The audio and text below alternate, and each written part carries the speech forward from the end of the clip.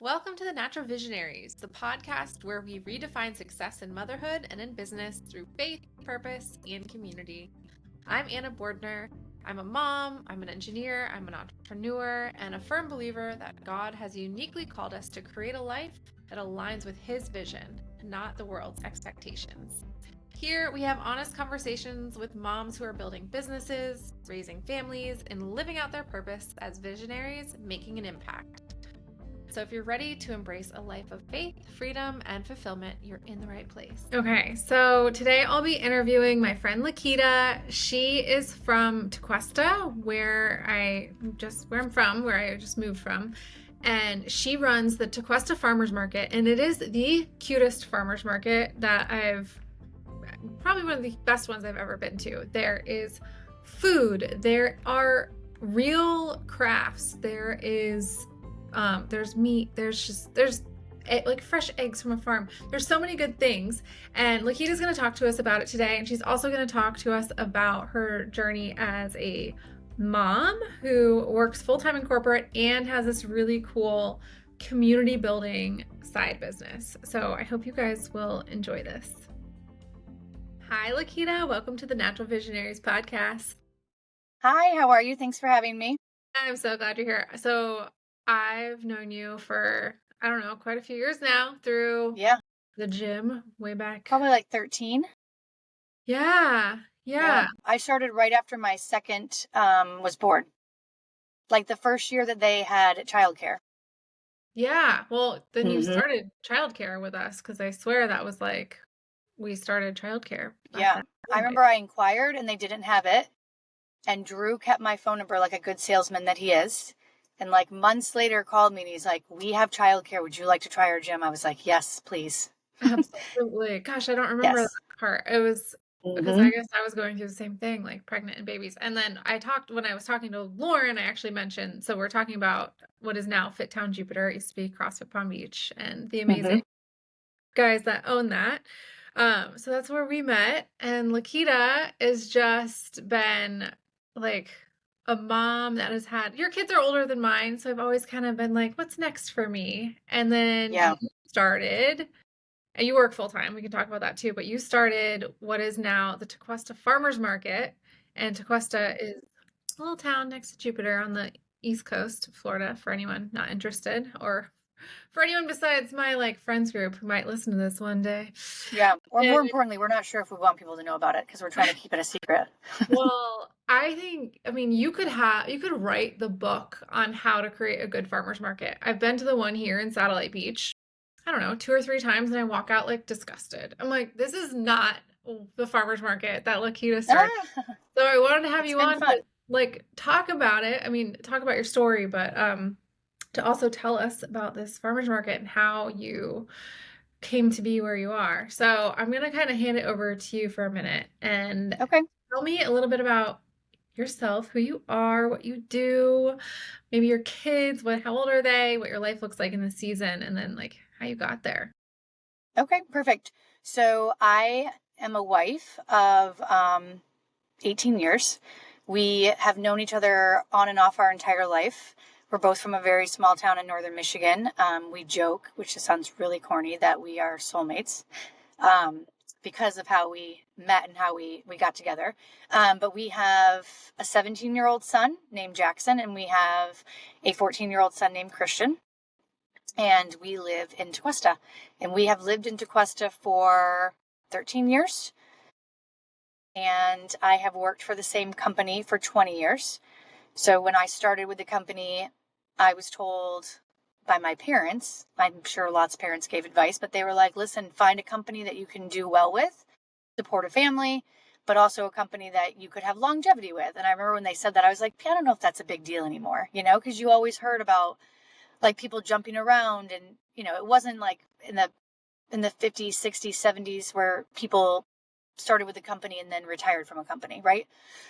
So anyways, go forward 20 years, I'm still with the same company. It's the largest funeral home and cemetery provider. So locally, we have a couple funeral homes and cemeteries. And about 2 years ago, year and a half, 2 years ago, one of our prime jewel cemeteries, which is right here in Tequesta, it's called Riverside Memorial Park. It backs up to this gorgeous preserve. And we only cut down land as needed. And we had just cut down land in order to build a new garden. So there were no burials. No one owned any part of the garden yet. And part of my job for the company is to educate people and show people what we have to offer. And I thought, gosh, what's a nicer way to get people into the cemetery than a fresh market? And I came up with this idea I thought was brilliant. And I went to my bosses and I was like, I'm going to have a farmer's market in the cemetery on a Saturday morning. And people will be in the cemetery and they'll be like, gosh, this cemetery is beautiful. This is awesome. And they were like, there's no way you're ever going to get anyone to come to the cemetery for a farmer's market. And I was like, well, I'll try. So I started calling around, and it was harder than I thought it was going to be. But I somehow managed to talk 22 vendors from different farmers markets around, I would say 3 counties, to do this one-time only farmers market in a cemetery. It was free for them. I had to beg and plead for them to do it, but I talked them into it. And we had it, and it was a huge success. There was hundreds of people that came. And it was this beautiful, it was in November. It was like a beautiful kind of fallish day for Florida. It was just wonderful. Whatever, the farmer's market was that one day. It was over, and weeks later, we started getting messages like, oh, is this going to be normal? Are you always going to have this? And we obviously responded to people and said, no, it was a one-time thing. It's not very appropriate to have this, ongoing in a cemetery.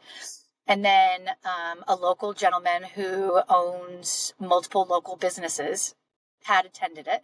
And he found me through my company and tracked me down personally and was like, I really, really think that the village lacks this. And we didn't realize it until we had it. And then now everyone's talking about it. Would you want to do this if I gave you land to use? So for months, we kind of went back and forth. And, to go back to like seasons, I've raised a 17 and a 14-year-old. They're very active kids. Luckily, they were very good kids. I don't feel like I ever went through like a crazy, crazy time in life with rambunctious kids. But, every season, as you say, is totally different. Like there's the little kid option or the little kid phase where you just feel overwhelmed because you have babies, right? Then they start to walk. Then they start to talk. Then it's the school.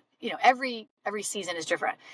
And when this was all being discussed, I was like, oh, we're winding down. Like one will be graduating high school soon. My husband's also been with the company for a really, really long time. So now we are more so talking about like retirement, and when they both are off to college, what does that look like for us? Anyways, so thinking about how retirement could be so soon, I was like, well, maybe, I have more free time. They're in school longer. They can drive, it just frees up more of my time. I was like, maybe I could do this farmer's market for a little bit. And I do love farmer's market. I grew up going to one all the time. My mother was a baker in a very small town that we lived in, and we had a farmer's market. And most Saturdays it was helping her either load the car or actually helping her work at the farmer's market. That farmer's market is still in existence. I spend a lot of time up in that small town in northern Michigan, and I go to the farmer's market every Saturday. In fact, I was there last weekend, and it was the opening Saturday of the season, and I made sure I walked down there and got to see it because it's kind of what inspired me. So anyways, long story short, with the support of my husband and the gentleman that owned the land, we decided, let's go for it. We set it up for a 16-week trial. That was all it was ever supposed to be. It was just supposed to be fun, 16 weeks. And as it got closer to the end of the 16 weeks, the vendors were like, we love Tequesta. I mean, it was one of the first things I heard as a feedback. The first market, it was like, oh, this is really fun. And then every week we would get new vendors, and I'd get these calls from vendors, and they'd be like, oh, I'm at so-and-so farmer's market with so-and-so, and they told me we've got to check yours out. And it was always the exact same feedback. It was, oh my gosh, the people of Tequesta are the nicest people. We love how it's so small and family oriented, and they come and they see each other and they hang out. And I just thought to myself, it's true. I mean, if you live in Tequesta, most people know each other. Most people walk to the farmer's market, ride their bikes, or they golf cart. There's kids running around the farmer's market. And, just to give a little feedback to everybody else, our farmer's market is not on a farm. It is not in a park.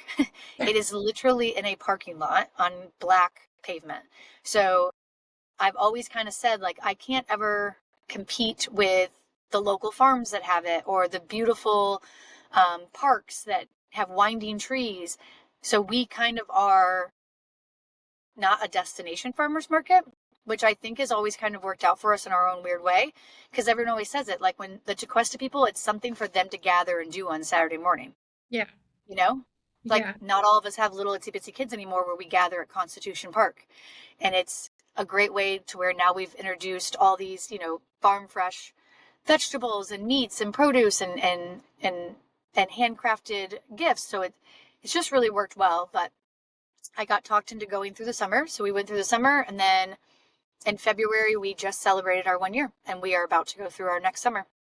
And it's a Wow. lot I of was fun. gonna say, are you doing it over? You are doing it over summer. Oh, yeah. Yep. We went all summer last year, and then we never stopped. We thought we would take a break again in the fall, and it just kind of keeps going to where, I see the need, the public wants it, and then I also see the need for the vendors, because a lot of these vendors, I mean, this is their job. This is what they do, right? So they rely on coming every Saturday and these people buying from them. Like we have a co-op that's there every weekend, and people pre-order, their meats, their vegetables. They pre-order tinctures. They order, the raw milk and all these things that people necessarily in Tequesta, I'm sure they could have gotten if they went to another farmer's market or if they went to, a different place. But now they rely every Saturday. They come down. You'll see families that come with like bags. And I now know certain families because of them coming and going directly to certain vendors and getting the exact same things every week. So it's like their grocery store, And then that it gives is. opportunity to buy locally, create that relationship that, we talk about. I agree. And I've learned tons from it. Like, I feel like I was a healthy person. I feel like I understood certain aspects of food, but now, same thing. Like if I miss, like, so this weekend I wasn't in town, so I had someone help me with the market, but I joked when we got home on Monday, I was like, oh my gosh, I have no vegetables. I didn't get any of my fish or my meat, like, cause now I do all of my shopping on Saturday too. It's just really opened everything up to me. It's been a very, very big learning curve, but very interesting. I'm sure there's a whole conversation here on access between like farms to people who actually want to buy it. Oh yeah. And, as people have gone on, like the co-op, they started bringing like certain things, right? But they do have access to all these other farmers. And so they have now added, because of what people have asked for, like the raw milk and raw yogurt is a huge, huge deal. And they used to sell out every Saturday. And now they bring extra. And now they have, different items that people have said, well, if you can do this, can you get that? So the whole thing has grown.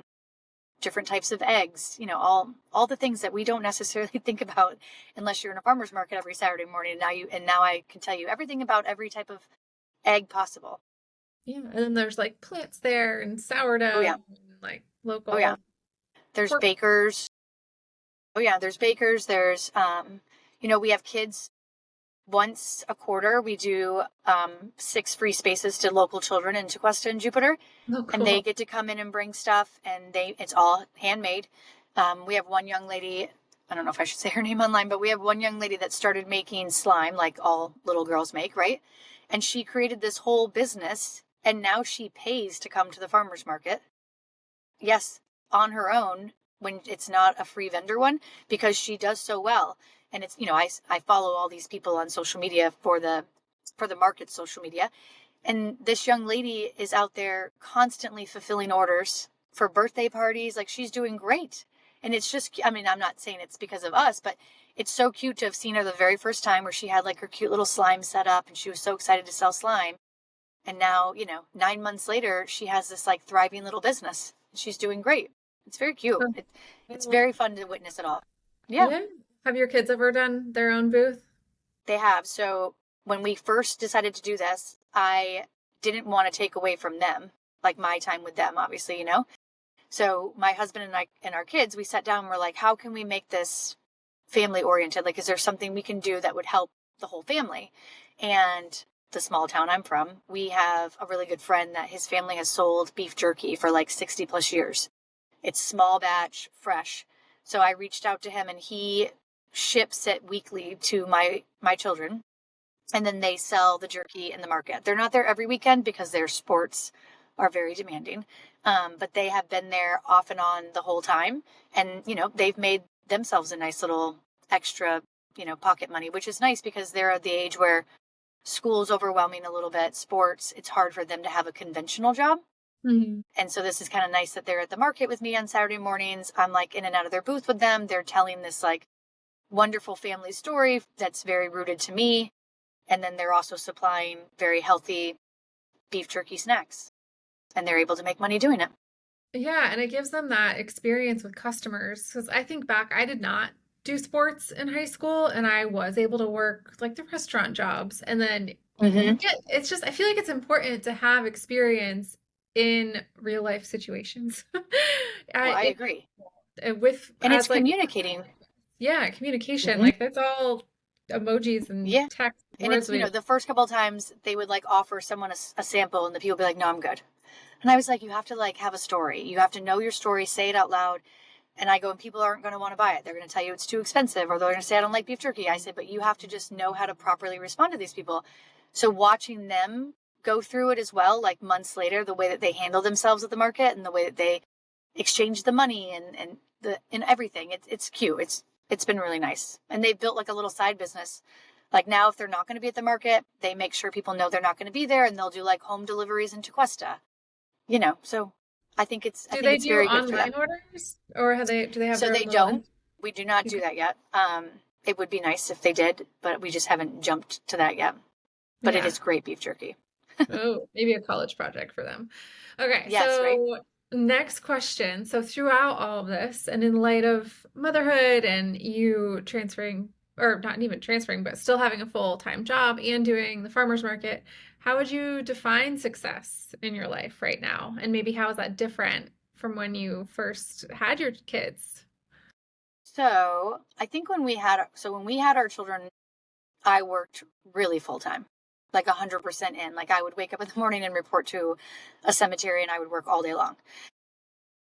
And then about a year and a half, year after my youngest was born, we decided that wasn't really working for our family anymore. It was just, we both did the same thing for a living. It was very demanding. It is sales, what we do. We both agreed that that wasn't the life that we wanted to live. Like where, we drop kids off at daycare and didn't show up until 6:30 at night. And it was like a rush, eat dinner, go to bed. So luckily, we had great bosses. I still have the same boss, and he's wonderful. And we just went to them and we redesigned what our jobs were going to look like. And they agreed with us and they said, sure. So my job has always been, since then, more, we'll say like at home until I'm physically on. And then I do all the public speaking for the company. So I was able to always wake up with the kids, get them off to school, do what I needed to do. I was always home when they got home. And that was always really, really important to us. I was there to be able to help. I Yes. want to like hammer that for a second, because when I had Harley, my oldest, I was able to do the same thing. I went part-time at the company, and then after I had Declan, I like couldn't physically go back, so I quit. But like looking back, I'm like, what if I had stayed for a little bit longer and worked that part-time schedule? Like you can create these relationships as an employee. So people think like, You oh, can. in order to go have all this freedom to be home with my kids, I have to go create a business. But you really don't. There is room within a corporate structure to have this. So I just wanted to. Well, yeah, there is. And, I also think it depends on your company too, and your bosses and how they allow you to structure it. And we thank the Lord every day that we have the bosses that we have, and we've always had them, because they have done so well with us and worked with the way that we want, I guess, our work to look, right? And then my husband and I, we do the same thing, and we work pretty much as a team. So that's very unique. Like a lot of people go, I can't believe that you've worked with your husband for as long as you have. And it works for us. And like I said, it might not work for everyone, but it's worked for us. And then as the years have gone on, their school schedules have changed. Life has changed. So I've just like slowly adapted to different parts of the company, like I'll add additional work in, or, I added a team that kind of helped me on the backside. I would say I'm the busiest I have been probably since my youngest was born. But I also think that the world as a whole, because of COVID, looks differently the way people work. Yeah. Do you know what I mean? And I think I was already on that outside where I was working from home per se, but I had the freedoms to come and go and do whatever. But even now I look back and I'm like, I don't know how I could ever wake up, rush out of the house, run and like have to be like, I remember having to be there. Like it was strict. It was like an 8 a.m. like you were there 8 a.m. in the morning and you didn't leave until 5 and sometimes a lot later. Cause like that was just like ingrained in us. Like it was a full-time job and you worked from 8 to 5, and I bet I work more hours now that I don't, but it's 100% on my schedule. Like I plan my meetings, if I have to take someone to the dentist, if I don't feel guilty, like if I want to go away for the weekend and I'm taking Friday off, like everything can be done by your phone. I'm still on conference calls. Like I think I do a good job balancing it. I'm literally pulled into a parking lot right now to do this in between meetings that I have, but I knew I had time in between these two meetings and I was like, I can do that. I don't feel guilty doing it. It's part of my day. And this is how my days are structured now, you know?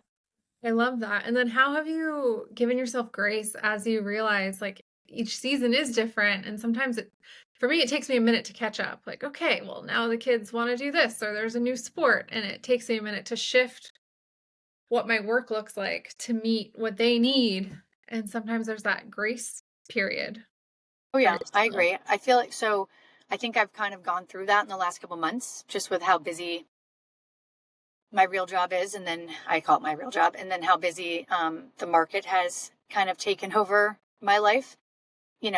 I was never a huge social media person. I definitely never in a million years would want to ever be a blogger or a social media presence because it is way harder than I think anyone gives credit to. So the problem I have is, social media is everything right now, right? It's free advertisement. So you're constantly posting about the market. You're constantly posting about this or your vendors, and you're putting it out there to the world to try to get them to come to your market. And my biggest thing was a couple of months ago, I was messing around with my youngest and I made a comment. I saw on his phone, like his, it says like your usage for the day, like how much you've used your phone.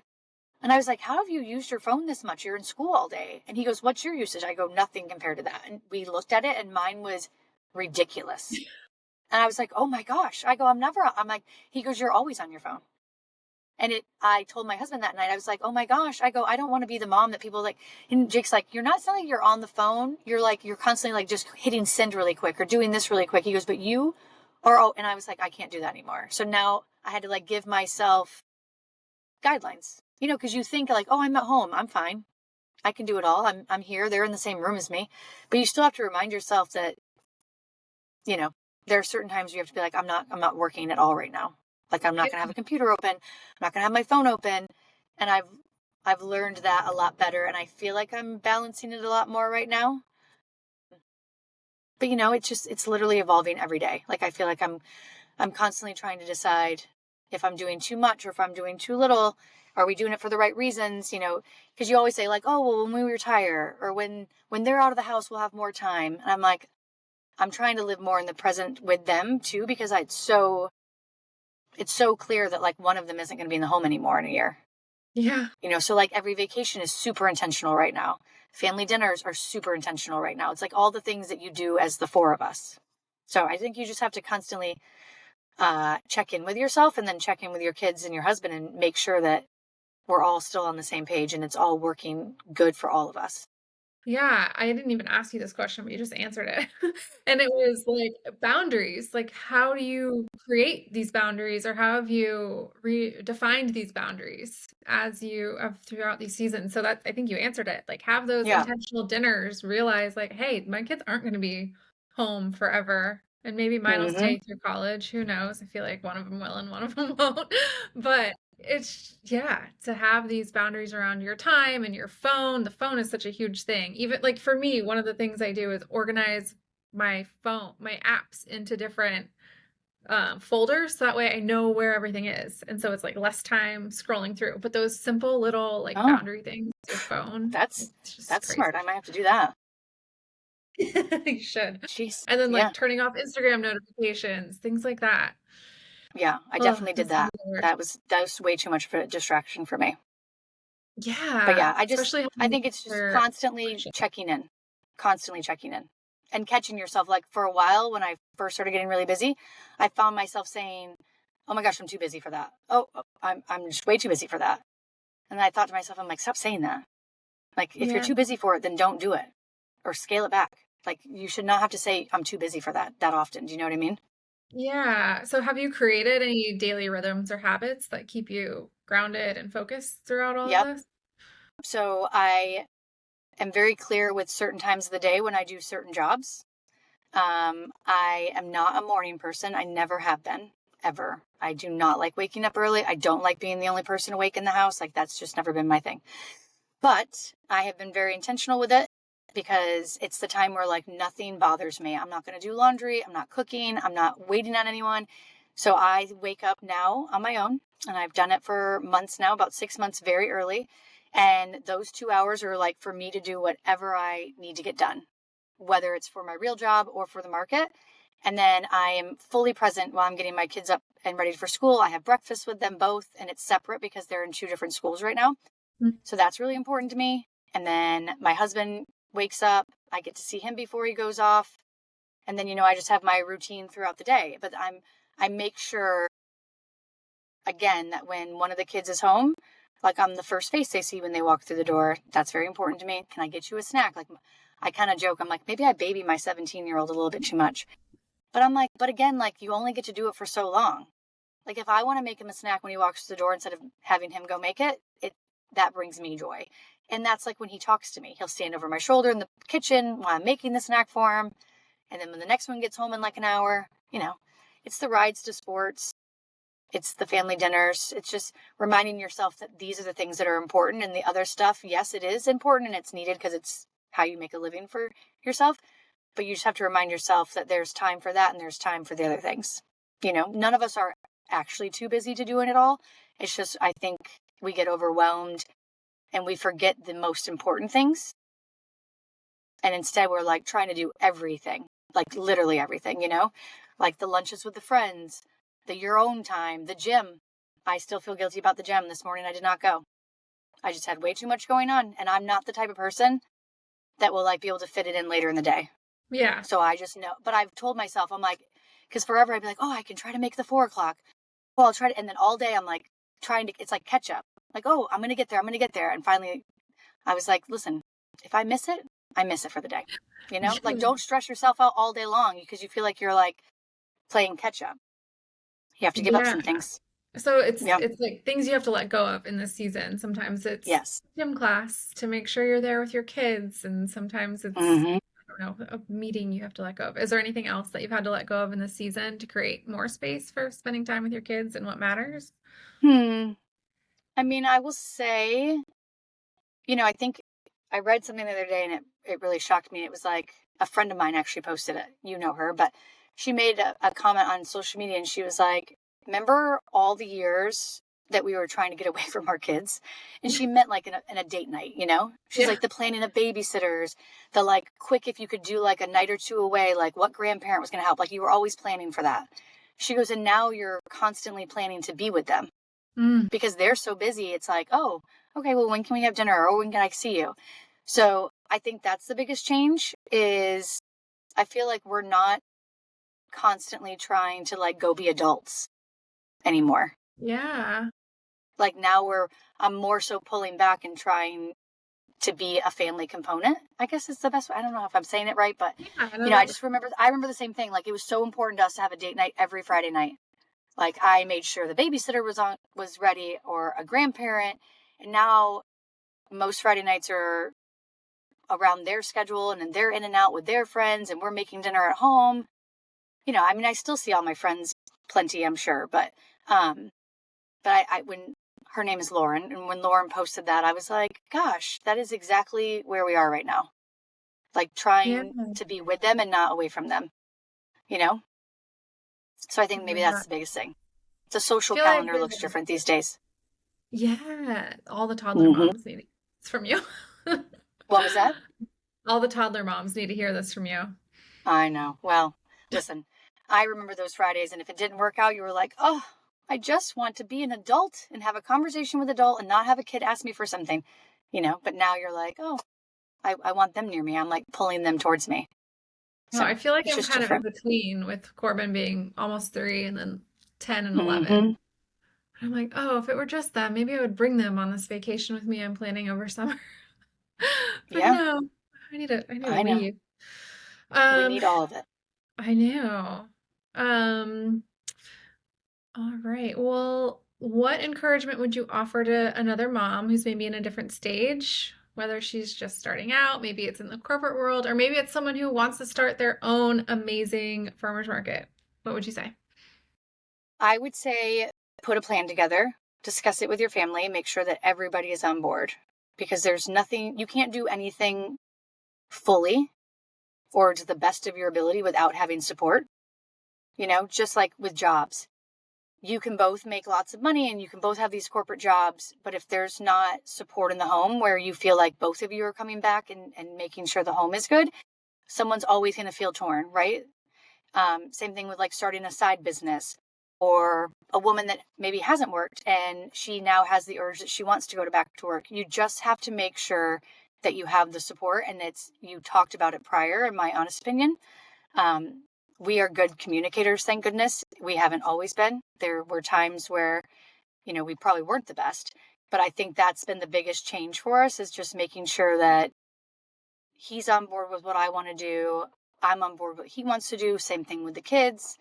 Um, so I would say that communication and support are very key, very key.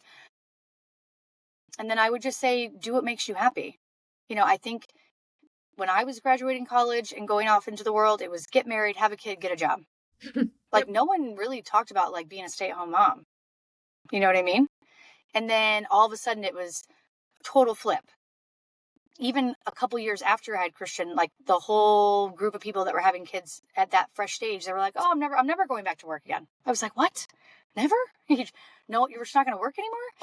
But and then I caught on, and I was like, "Oh, this is a good way." And then that's when we made a difference. So, whether you want to work, whether you want to be full time with your kids, you just have to make the decision that's best for you. And then listening to yourself, like you said, at that time, you just did not think that you could do both of them and you chose your kids and you wonder now going back. Well, I mean, I don't know exactly how old you are. I think you're a little bit younger than I am, but we are all still pretty young. You know what I mean? Like you can completely change everything if you want. I mean, you had a child years and years later, you literally started over with a baby again. And I think Yes. that's amazing, you know? And I think that we should give ourselves grace to start over whenever we want. Like I'm gonna start another company, or I'm gonna have another kid, or maybe I'll have two more kids. You know, I just think it's important to make sure that you're happy, because if you're not happy, nothing else is gonna be good. So You good. know? And I keep seeing, all these people I follow on Instagram, and it's like, so and so didn't start their business until they were in their 40s or didn't come financially free to their 50s, like these big names that you wouldn't even think about. Oh, wow. That's so true. So I've been interviewing all these people, all different ages, right? And I see people starting their blog side business next to their full-time job in their 20s. And I just think it's so cool that they're seeing what people like you have done, where you're creating this life for yourself that just makes so much sense for you and making a difference with the farmers market. I just think that's amazing that you just have that Well, thank you. opportunity I to do that. appreciate that. So, last question, what's a dream or vision on your heart lately and how are you stepping into it?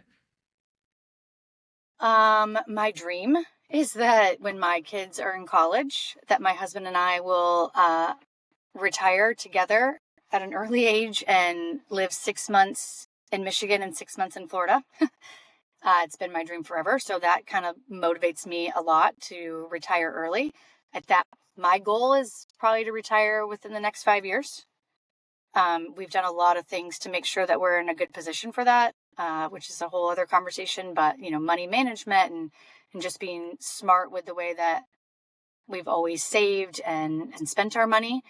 So I would say that's my biggest goal right now is continuing to set ourselves up so that in those years we can retire, we can go visit all our children at their colleges and do all those things and get to be with each other in my favorite place, which Tequesta is one of my favorite places, but Northern Michigan, I'm sure you know this, is definitely where I want to be. I would say in the next 5 to 6 years, 6 months, 6 months So that's my biggest goal right now. And that's been we'll your see goal. if we get there. You're working towards it. That's, I mean, Mm-hmm. I think we've had this conversation before, like the Dave Ramsey conversation Yes. and paying off your Mm-hmm. house early conversation.